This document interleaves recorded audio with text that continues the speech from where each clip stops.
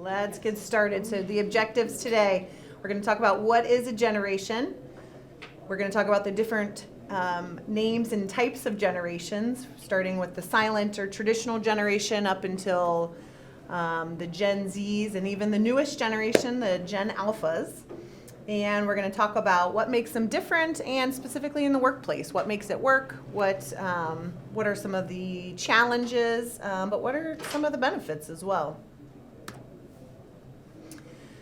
So a generation, we're just talking about a group of people born about the same time. So they've lived through similar historical events. They often have the same ideas about, we know people are individuals, but as a group collectively, they share, values and norms and trends, and you think of like pop culture. And so these are people that are going in, growing up about that same time. Technology is a big one, especially in the workplace. So in this interesting time in the world, very unique that we have 5 generations potentially working in the same workplace. And so how do you manage that, and how can you build morale and build your team up so that they can use that to their full advantage? They also talk about, so in between sort of these generations, they have the cuspers. So might be like the last 2 years of the one generation into the first year to 3 years of the next generation. Those cuspers are interesting because those, 3 to 5 years, they may share, some people will say they really just relate to one generation or the other, or maybe they just kind of get a little bit of both. So those cuspers can be unique as well. So generations live differently, shop differently, work differently. There's different ideas about, for instance, if you are, from one of the older generations, and maybe your parents were growing up in the Depression, they think of work as what am I trying to say? Like something to be held to high esteem, like you're lucky to have a job, that kind of thing. Whereas you get to the younger generations, and there are a lot of jobs and a lot of options, and so they're looking for different things. It's more like maybe looking for, the just highest achievement. They're looking for high achieving, successful companies to work for. So to understand the generations, like we're going to do a little more today, it's going to help to give us some clues on how someone might behave in the workplace and maybe why. So just a better understanding of people, but also remembering that people are unique. So, even if somebody is in a certain generation as opposed to another, that doesn't mean they're going to prefer or abide by all of the things that, kind of stereotype that generation. So things that make a difference with generations in the workplace: competence, generational competence. So the adaptations made to meet the different needs of the generation. Like for instance, when moms, women started going back to work. And so, those families, we have like the kids in the, that were born in the 80s and grew up in the 80s and 90s of like the latchkey kids. That was a new thing that had never before really affected families. So that's going to change the way that people work and the needs that people have to be successful at work.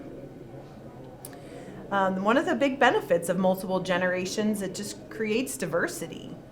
So we have the different ideas. You can have different expectations.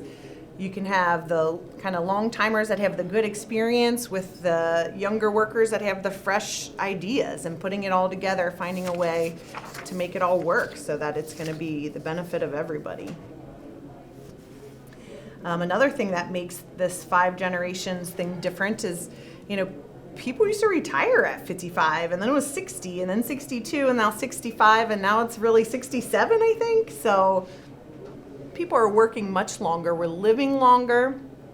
And so even after people retire maybe from their career, they're still kind of coming back into the workforce as either, kind of a consultant or, just kind of a retirement job, you might say.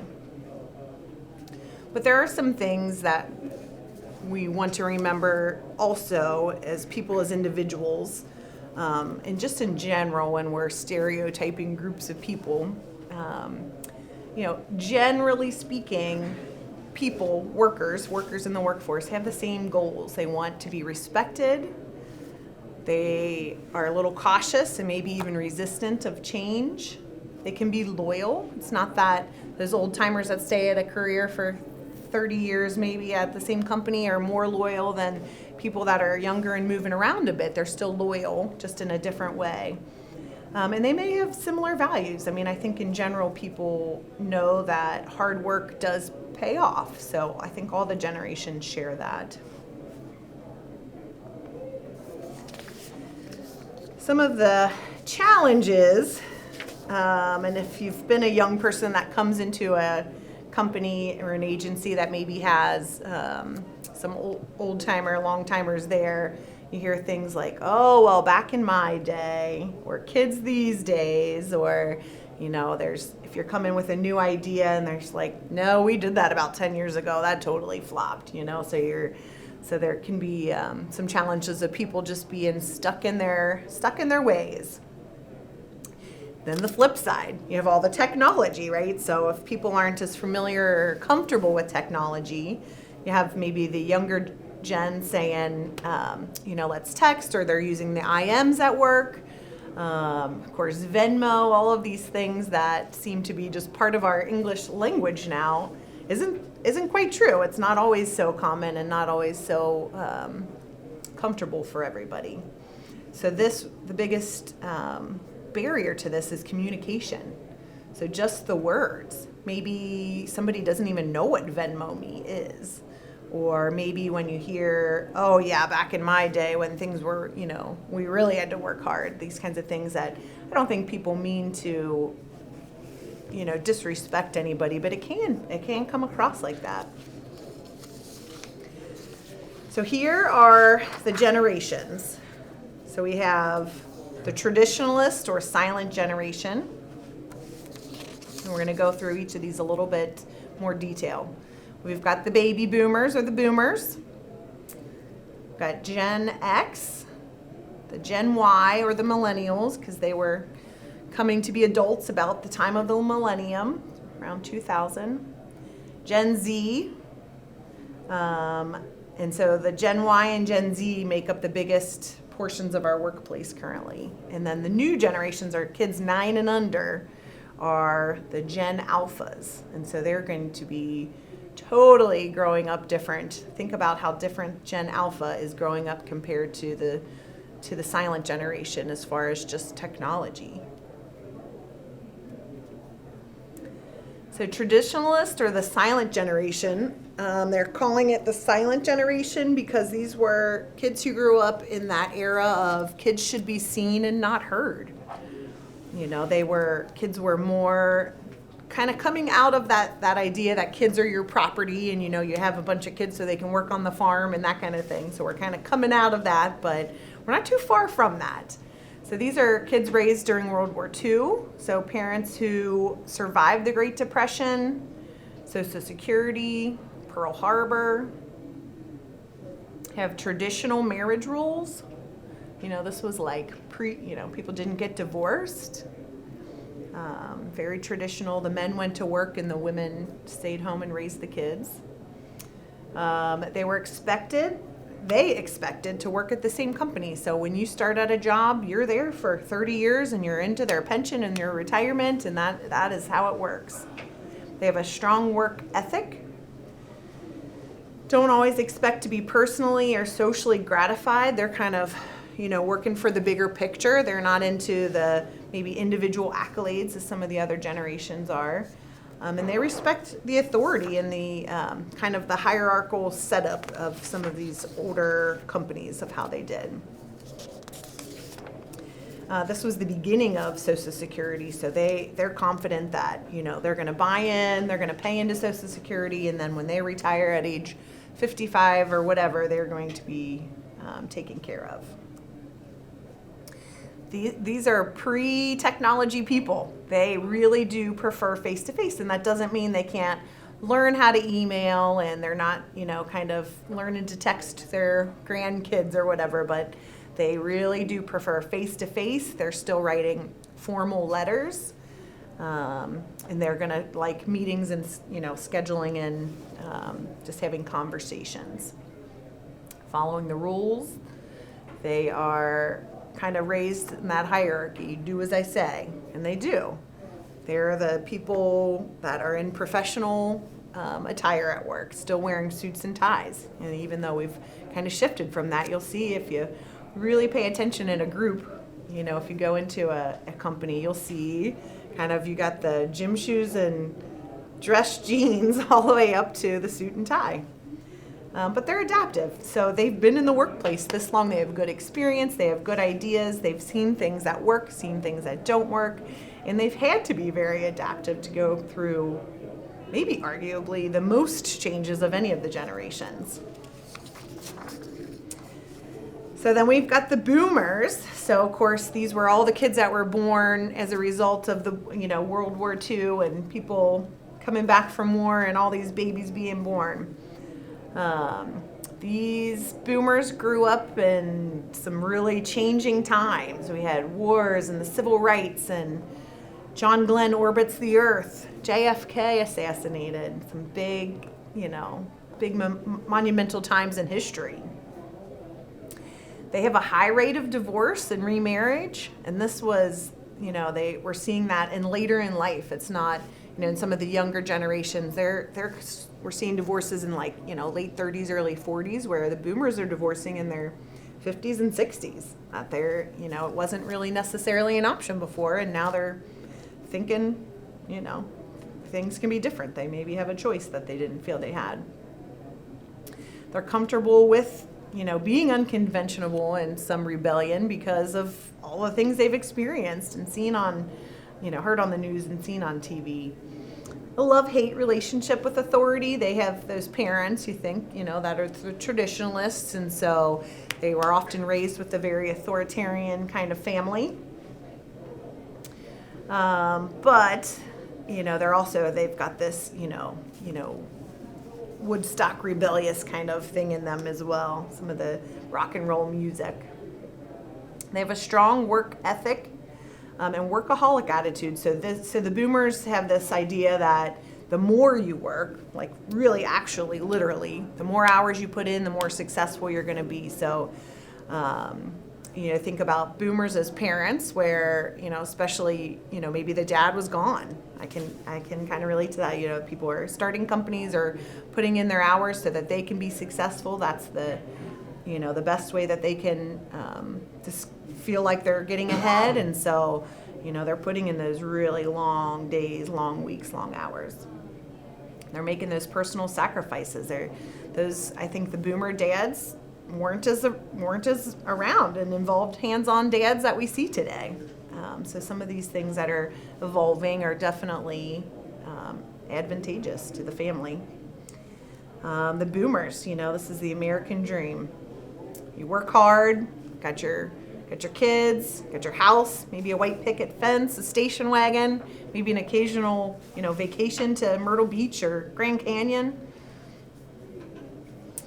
They trust kind of what's always been there, though. Prefer to go to the brick and mortar bank. I bet there's people under the age of 25 that have never even been in a bank. You can do it all online, all on your phone even. They're self-motivated. They're not speaking up if they think something is unjust, and that is at work. That is also, I see it like with the medical field.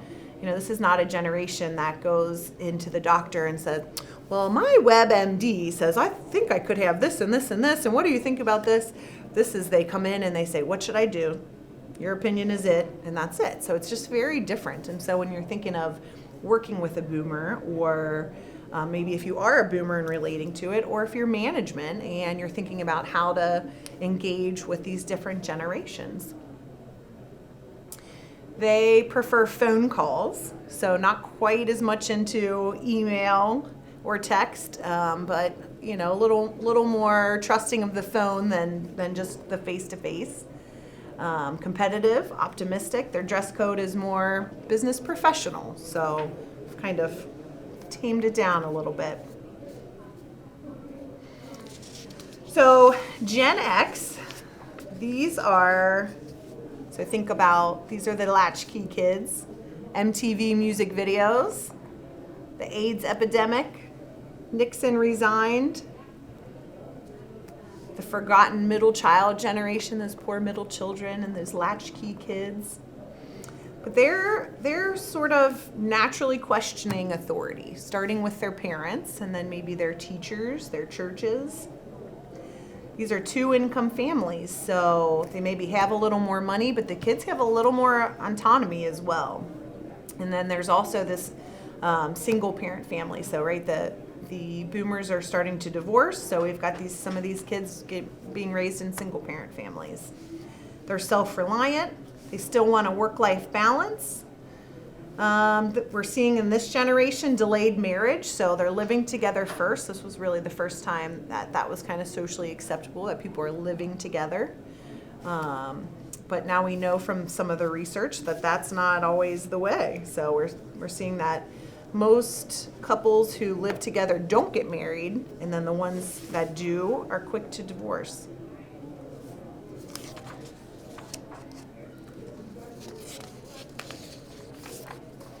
So the big shift in the workplace is that this is really the generation that starts to kind of move around. So there's some corporate downsizing, some shifting around in economics and around society. And so it's forced people to have to look for other jobs and maybe feel empowered to do so.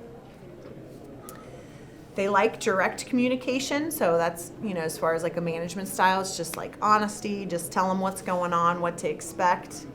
They prefer email for communication. This is, we're seeing the generations get more casual, so business casual to maybe even casual Fridays. But they're steady and dependable. They're independent. They don't need a whole lot of micromanaging. They're used to being on their own, right? They're the latchkey kids. So they're used to being creative, getting things done, managing their time, and it shows. So now we've got the Gen Ys or millennials. So like I said, the millennials, they kind of say millennials because they were coming to be adults around the time of the millennium.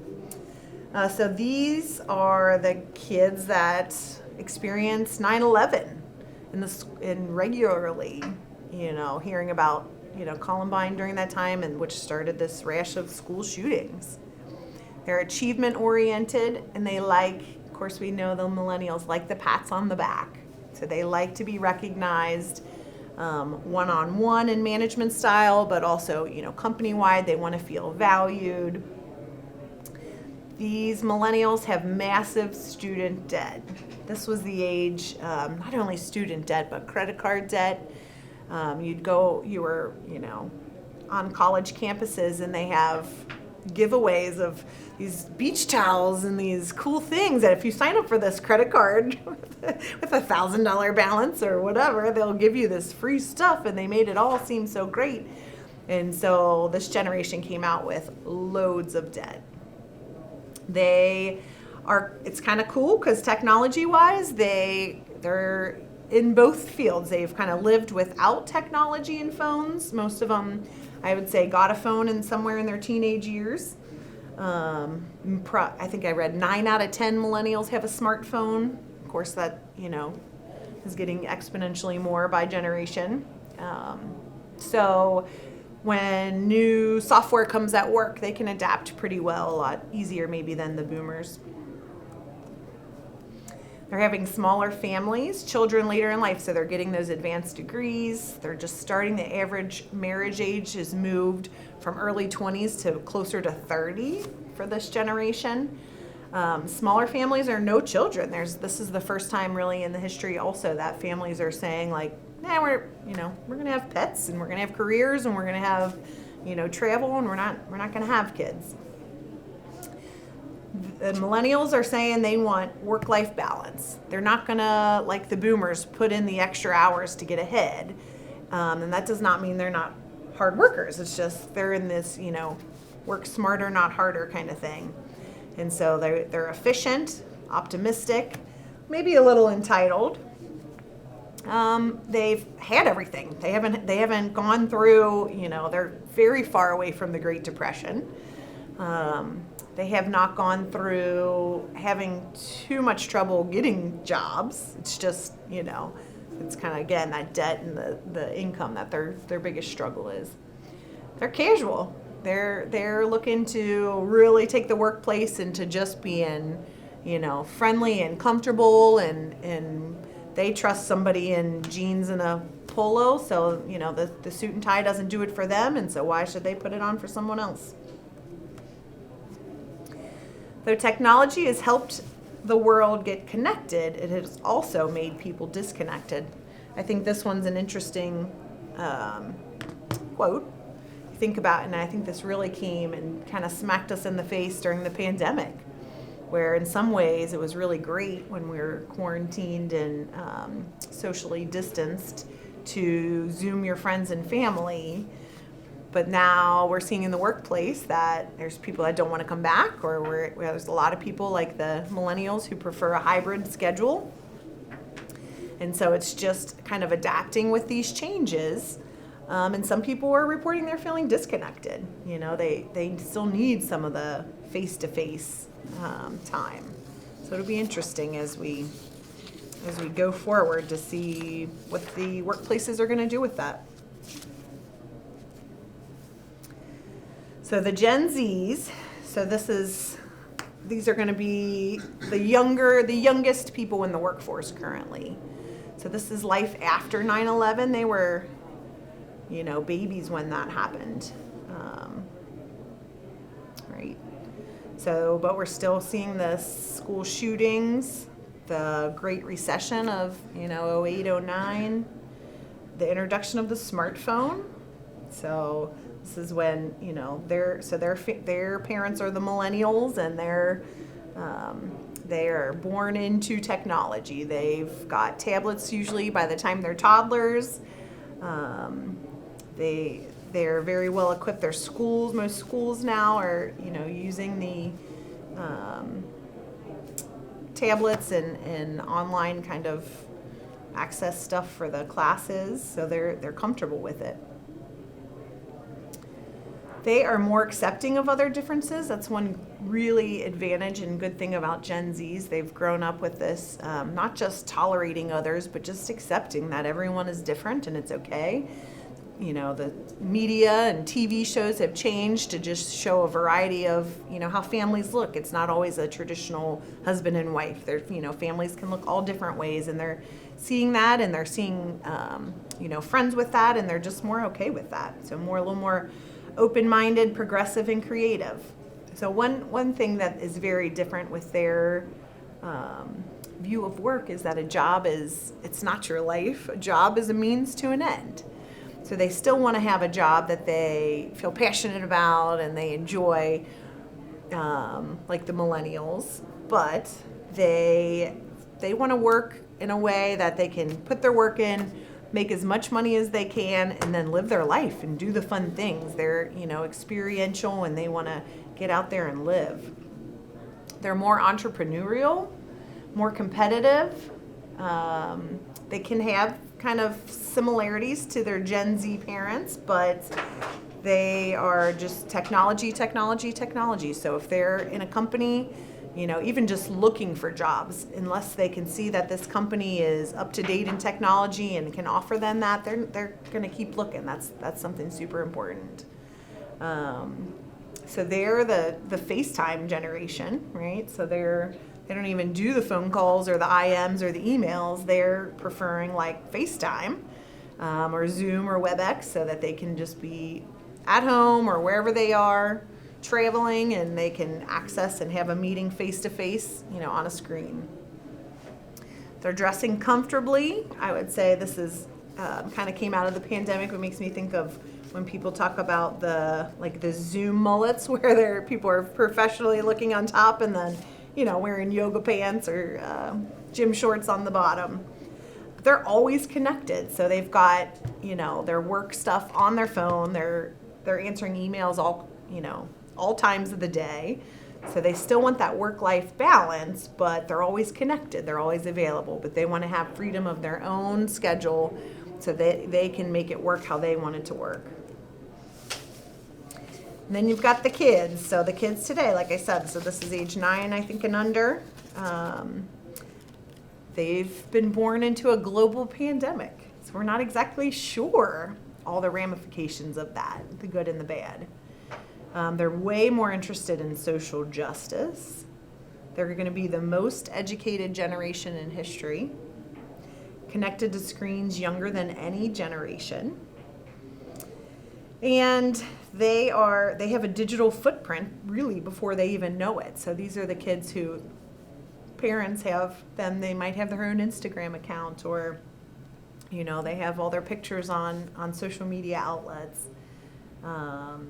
Their parents, the millennials, they're into seeking out the best brands, the safest products, right? Everything is reviewed and online. And so we're going to have the healthiest food. We're coming away from, I think of the kids in the 80s where you have TV dinners and all this processed food. As the moms are going back to work, they need quick and convenient. And so we shifted there. So we're kind of shifting back out of that and trying to get into more whole, healthy foods. So, of course, all generations and all people can have some mental health issues, but as a generation, there may be some similarities. Like the traditionalist or the silent gen, they did not talk mental health, right? There was no such thing as trauma or depression or, they had hospitals where people would go away for a couple of months to get better. Basically the extent of it, I think the extent of all diagnoses pretty much were a nervous breakdown. And that could have been like a major depression. It could have been, some kind of trauma. We don't really even know. So then their kids, you got, the boomers, they're not going to acknowledge or discuss mental health issues.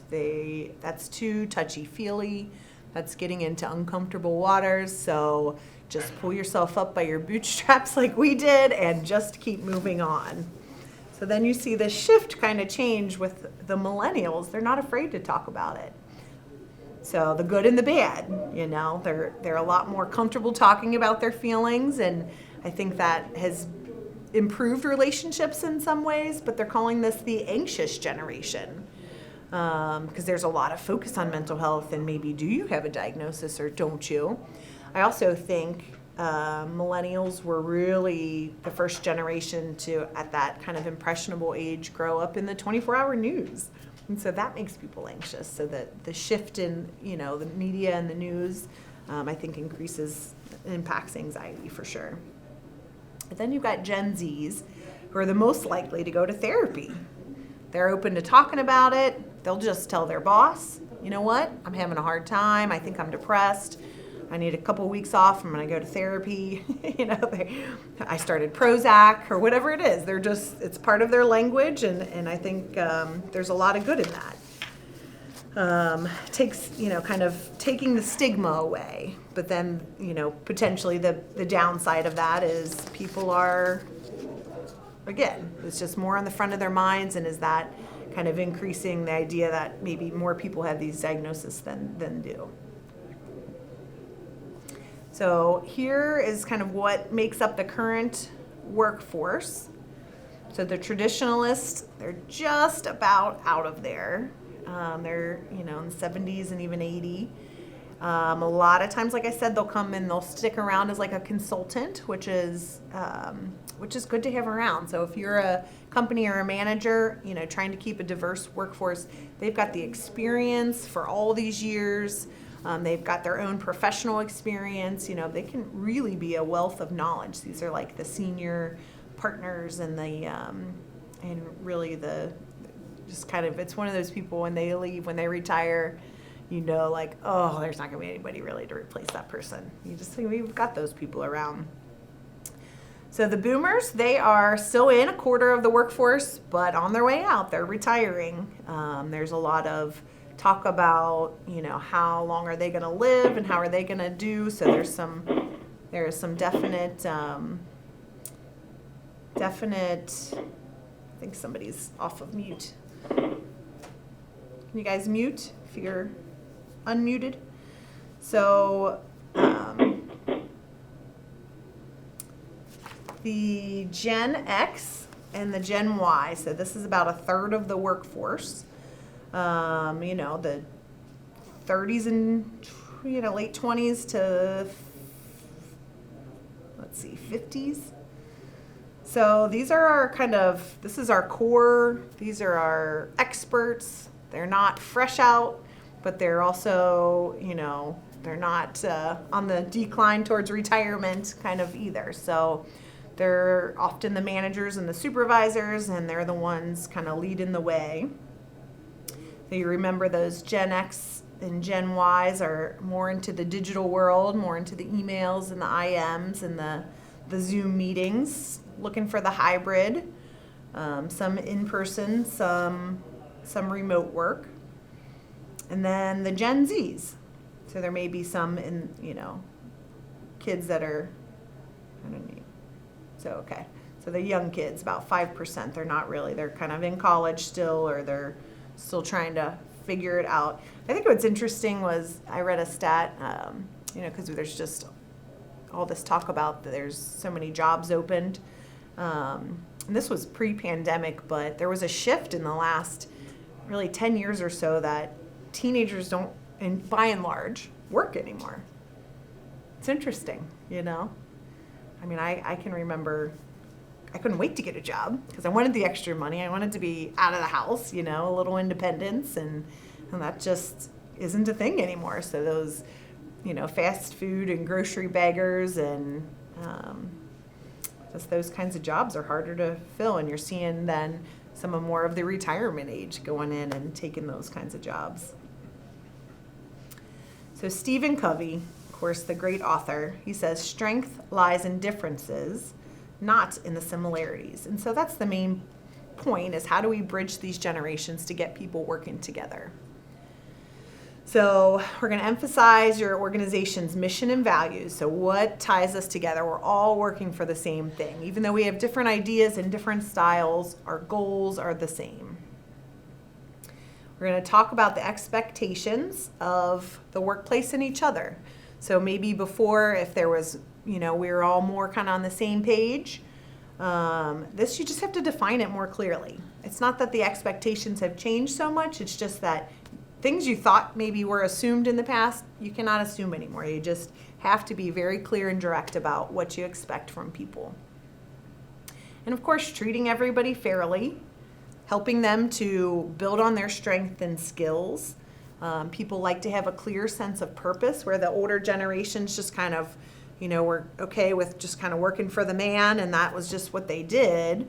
The younger people they really want to feel like they're doing good and using their strengths and skills and have a sense of purpose in their life. And respect, of course, that's not changed over the years. People want to be respected, even if there is, a hierarchy that there, often is still in a company. People want to feel included and valued. So the main challenges, as we've talked about, communication and just how people want to communicate, the level of technology people are comfortable with. I've worked with people just, in a career coaching or counseling kind of setting where, a company can get a new software, and if it's vastly different, these boomers and older are really struggling, and they really may not ever kind of get it to the way where maybe a Gen Z just comes in and by, within 2 weeks they've got it and it's like nothing. So we're talking real stress here. Work ethic, I think, can be different, and I think that it feels, that's kind of one of the derogatory ways that we talk about generations, is that, they just don't have the work ethic like we used to. It is really not true. They're finding out that millennials, for instance, really are hard workers. They just want to have more control over their schedule. They don't want to be stuck in the 9 to 5s because they're also, coaching kids baseball, and they've got, all these balls in the air. And so They're really just trying to make it all work, and they need some autonomy and independence to do that. Conflict in the workplace is always a challenge. And so if there is conflict maybe between two different generations of people, it's going to be a little trickier to figure out how to talk to each of them to get them back on the same page. And then just different values. So if there's a boomer who thinks like, we're just going to stay here in the office until we get the job done, and there's a Gen Y who thinks, I'm calling it a day. It's 5:01. I'm leaving, but I'll be back here early in the morning to work hard. So that there can be some animosity with that. And so how do you really deal with that? You want to be flexible, of course. So this is, as a management, you definitely, flexibility is the name of the game. As far as like benefits go, that is like the most sought after benefit for like the Gen X's and the Gen Y's. Whereas now the Gen Z's, they're not as into the flexibility as they are pay. They want the higher pay. Encourage wellness programs, and so this is going to help people. And there could be some of the maybe traditionalists who think it's just absurd to think about having a wellness program at work, and they may not, buy into that. But by and large, you're trying to offer a wide array of things that kind of hits each of the generations. Reframe your opinions and feelings about others' attitudes and beliefs. So we're not going to be blaming. We're not going to be stereotyping in a way that just says, they're just old school, You may not be thinking that that's disrespectful, but maybe that is disrespectful to somebody. So you want to focus on really just the behavior and what, the goal is. You yourself, we need to be open to change. So as these younger generations come in, and the older generations really maybe our supervisors and management, we need to be open to new ideas and be able to accept that these younger guys might have better ideas about how to make this work better, technology or with, using socials or whatever. And that's an advantage. We want the traditionalists rooted in, their experience, but we want the new ideas also. So it's figuring out how we can get everybody talking and working together. Benefits, like I said, it's not just kind of the way that the benefit packages used to look. Now we're talking about paternity leaves, and we're talking about flex time and hybrid work schedules. So some real benefits of having a diverse workplace: increased motivation and sharing of skills and ideas. So there's like the kind of senior mentoring model, or we can do the reverse mentoring. And that seems to be really working for people. And you can do that by creating projects to get people to work together, pairing people up that maybe wouldn't naturally, go pick together, but, doing kind of just mixing up the generations to get them talking and working together. That's going to help them to understand each other better and help them to value what each brings to the table. Of course, the generations are going to have different views on issues and creativity with solutions.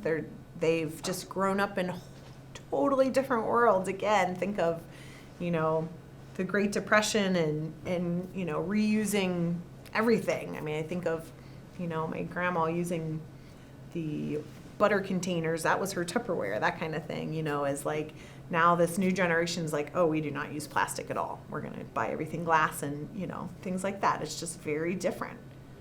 And one is not right or wrong. One is not better. And that's the point as well. It's like, it's just different, and understanding that when you come from different places and, different environments, you're going to have a different view on things. So the main things to remember: communicate openly, clearly, seek to understand, ask questions. Don't assume that because somebody's a boomer, they don't want to text or email, because some of them do, right? Don't assume that, A younger worker doesn't want to have some time in the office. So that's one of the main points, is to treat everybody like an individual while remembering some of these differences per generation. And learn from one another. Let's see what, if we really can all come to the same table with the same objective, for our workplace, how can we really make this work the best? That is what I have today.